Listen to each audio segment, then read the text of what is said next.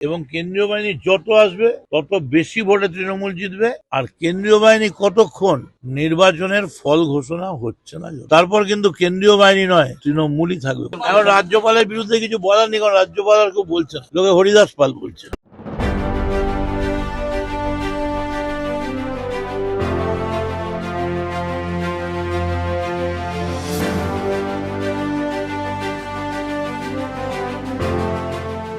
কেন্দ্রীয় বাহিনী যত আসবে ততই তৃণমূলের ভোটাররা সক্রিয় হবে।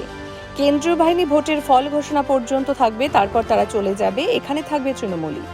শুভেন্দু ভোটের পর কেন্দ্রীয় বাহিনী রাখার কথা বলেছেন, কিন্তু শুভেন্দু নিজে থাকবে কিনা জানি না।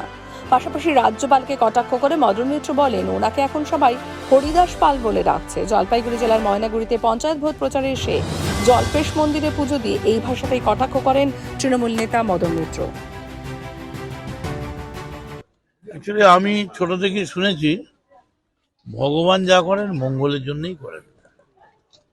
আজকে ভগবান জল্পেশের মন্দিরে এসে একই কথা আবার রিপিট করছি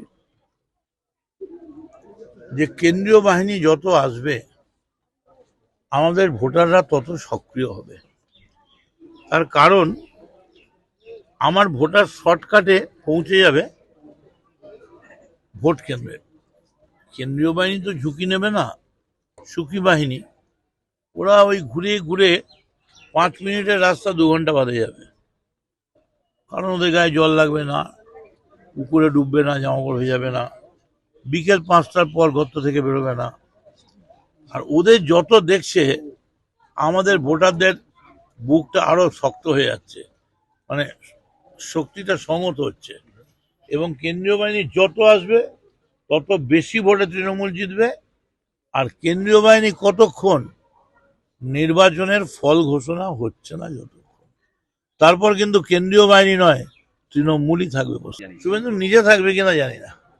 রাজ্যপালের বিরুদ্ধে কি বলবো? এখন রাজ্যপালের বিরুদ্ধে কিছু বলার নেই, কারণ রাজ্যপাল আর কেউ বলছে না, লোকে হরিদাস পাল বলছে।